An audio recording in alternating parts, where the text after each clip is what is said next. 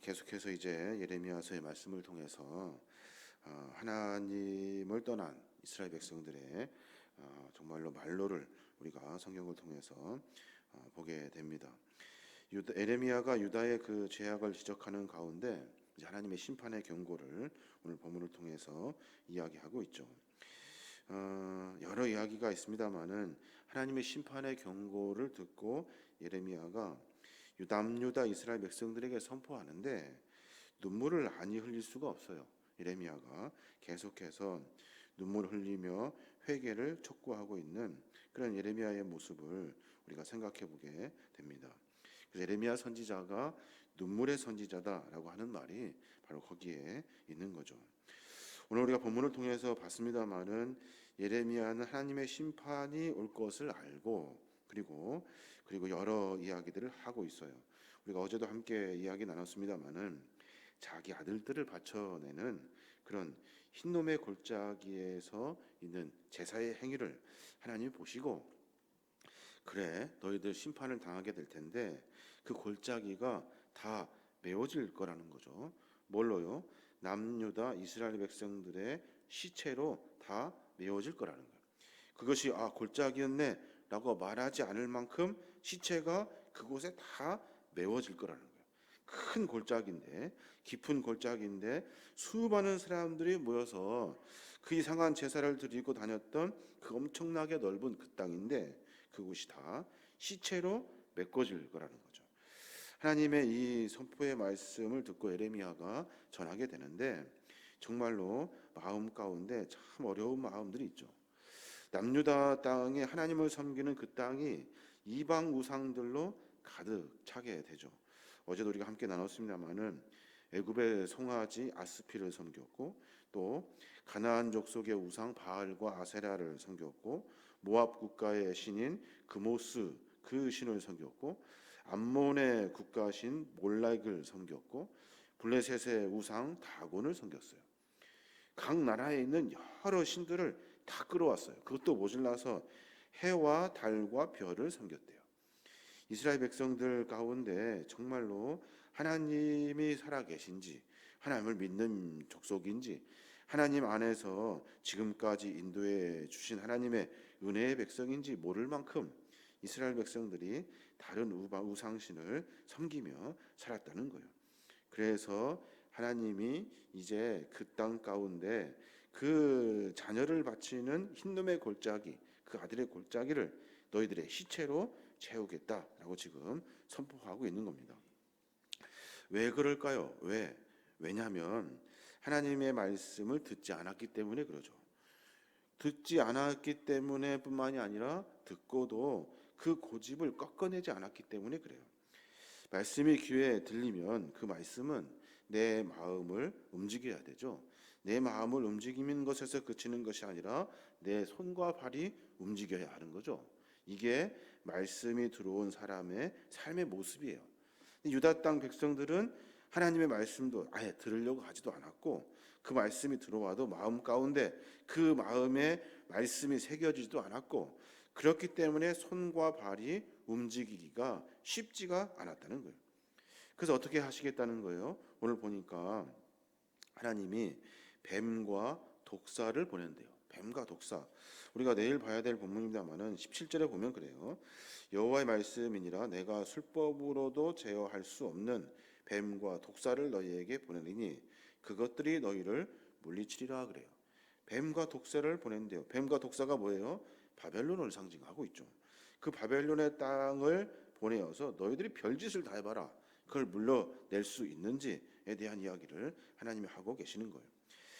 요시야 중반기 때 당시까지만 해도 바벨론은 아직 국제 무대에서 그렇게 크게 두각을 나타내지 못했죠. 그 아수르의 약화를 틈타 가지고 그 신흥 강국으로 부상하려고 할 그때예요. 그러니까 아수르와의 1차, 2차, 3차의 전쟁을 치르면서 아수르가 점점점 약해지고 있는 것을 블레셋은 알았어요. 바벨론은 알았어요. 그래서 아수르와 애굽이 함께 연대해서 바벨론을 처치하려고 했던 거예요. 그 순간에 바벨론이 그 전쟁을 다 이겨버려요. 그리고 나서 바벨론이 급격하게 부상하게 되죠. 그러면서 남유다를 완전히 초토화시켜 버려요. 왜냐하면 너희들 내 편 안 들어줬다는 거죠. 그래서 완전히 다 밀어버려요. 들어오는데, 그런데 그냥 들어오는 것이 아니라 백성들을 다 죽이고 다 끌고 가고 그 땅을 완전히 다 폐허가 되게 만들어 놨다는 거예요. 심지어는 오늘 8절부터 8장 1절부터 보면 죽은 사람들의 뼈까지도 다 꺼집어 가지고 너희들을 섬기는 해와 달과 별들 앞에 널어놓는다는 거예요. 널어놓고 다시는 그것을 거두어다가 묻히지 못하도록 분토같이 다 여겨서 그냥 다 흩어버리겠다는 거예요. 이 일을 하나님이 하고 계신다는 거예요. 왜요? 이스라엘 백성들이 하나님의 말씀을 듣지 않고 그 마음의 말씀을 새기지 아니하고 그 새겨진 말씀을 삶으로 만들어내지 못했기 때문에, 그렇기 때문에 하나님께서는 그것을 내버려 두지 아니하신다는 거예요. 오늘 4절의 말씀을 보면 그래요.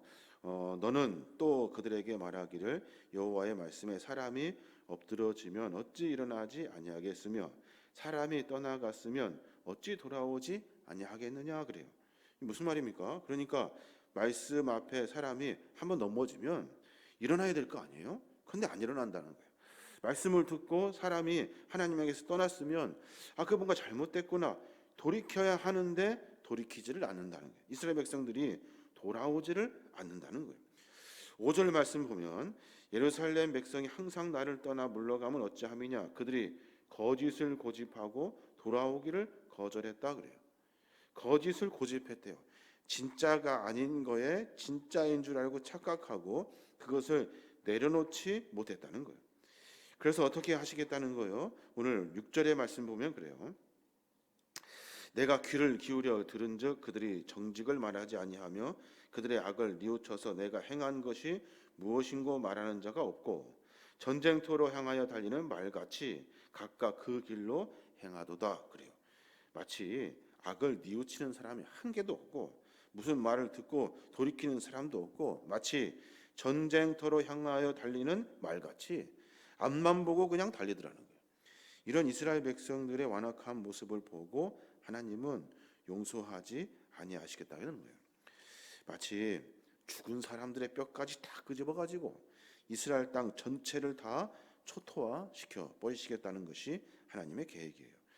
하나님의 마음을 가만히 이해해 보면 하나님이 지금 얼만큼 화가 나셨는지, 얼만큼 이스라엘 백성들에 대한 진노의 불을 지금 마음 가운데 두고 계시는지 우리가 깊이 깨달을 수 있어요. 뿐만 아니라 주변에 많은 열강들을 다 이렇게 세워가지고 다 어디를 향하고 있어요? 지금 남유다와 북이스라엘 향하여 지고 있어요. 그 땅 가운데 심판의 도구로 하나님이 주변 열국을 다 일으켜 세우는 거예요. 처음에 아수르를 일으켜 세워가지고 북이스라엘을 멸망시키더니 아수르를 잠재우시고 바벨론을 다시 들어가지고 남유다를 다시 다 침공시켜서 멸망시켜 버려요. 주변의 나라들을 다 들어가지고 하나님의 도구로 사용하더라는 거예요. 오늘 마지막 우리가 보면 그래요. 여러 이야기가 있습니다만은 이 자연의 이치에 대해서 이야기를 해요. 자연의 이치에 대해서 우리가 내일 봐야 될 본문이다만은 보게 되는데 7절에 그래요. 공중의 학은 그 정한 시기를 알고 산비둘기와 제비와 두루미는 그들이 올 때를 지켰거늘 내 백성은 여호와의 규례를 알지 못하도다 그래요. 자연의 이치에서도 학과 제비와 두루미는 때 되면 다 돌아오는데 이스라엘 백성들은 돌아오지 않았다는 거예요. 여호와의 규례를 알지 못했다는 거예요. 그래서 결국에는 그 심판을 면하지 못하였다는 거죠.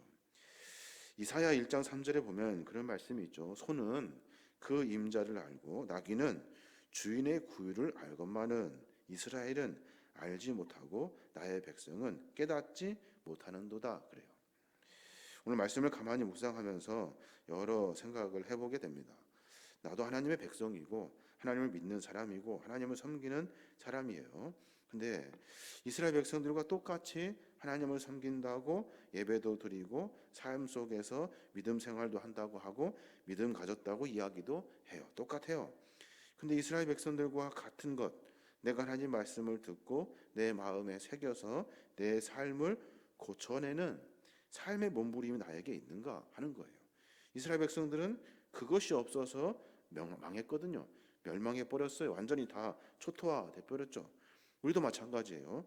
말씀을 듣고 내 마음에 새겨졌고 내 마음이 움직였고 그 움직임이 내 손과 발로 움직이는 삶의 연속성을 만나지 못하면 결국에는 이스라엘 백성들과 같이 하나님의 진노에서 벗어나지 못한다는 거예요.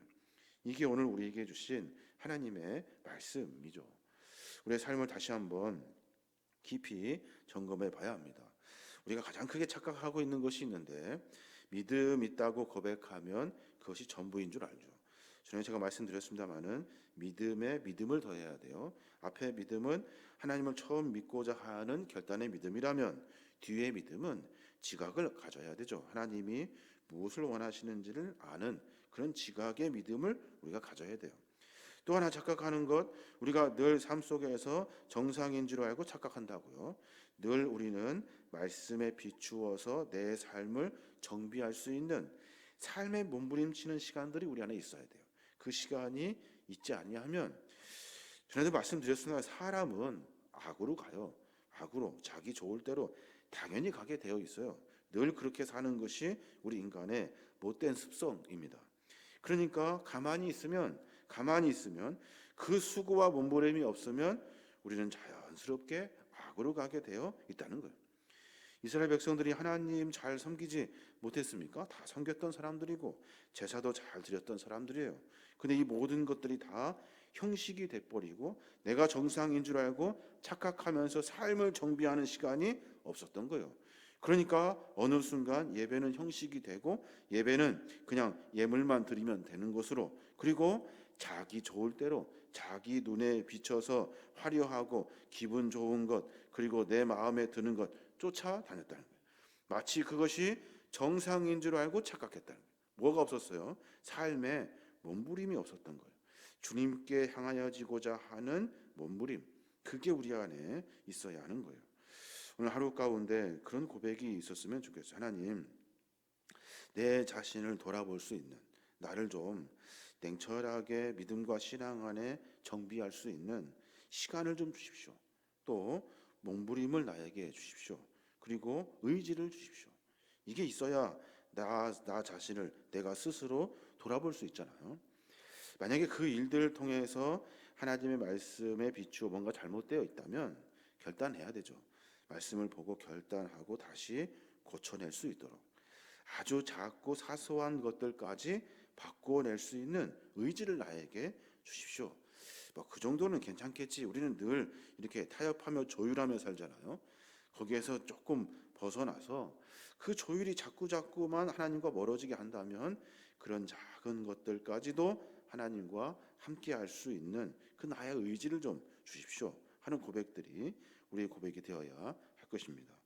그래서 신앙은, 믿음은 참으로 어렵죠. 하루하루 살아내기가 참 어려워요. 이스라엘 백성들을 향해서 하나님께서 하신 말씀, 목이 뻣뻣한 백성이래요. 목이 뻣뻣한 백성. 그렇기 때문에 돌아오지 않는다는 거예요. 여전히 자기 고집을 가지고 있다는 거죠. 우리 고집을 조금 꺾어내서 하나님의 무엇을 원하시는지, 하나님 말씀은 무엇인지 늘 삶의 연단과 몸부림이 우리 안에 있어야 할 것입니다. 오늘 이스라엘 백성들의 말씀을 보면 그냥 쭉쭉쭉 읽어내면 그냥 그런가 보다 하고 넘어갈 수 있어요. 그런데 한 절 한 절 가만히 쪼개서 보면 이 수많은 말씀들 나에게 하시는 말씀 같아요. 말씀을 듣지도 않고 마음에 새기지도 않고 너의 손과 발은 지금 뭐하고 있니? 묻고 계시는 것 같고 너 그러다가 죽는다라고 경고하시면서 비참한 이야기들을 수없이 기록해서 읽게 하고 계시는 거예요. 우리의 삶을 다시 한번 정비해서 내 삶이 하나님 보시기에 합당한 믿음의 삶이 되도록 늘 결단하고 몸부림치고 삶 속에서 하나님이 비추어내는 거룩한 영광의 빛을 만날 수 있도록 그렇게 살아가야 될 줄로 믿습니다. 이런 작은 결단들을 통해서 더 주님과 가까워지시는 믿음의 종들 되시길 주님의 이름으로 축원합니다.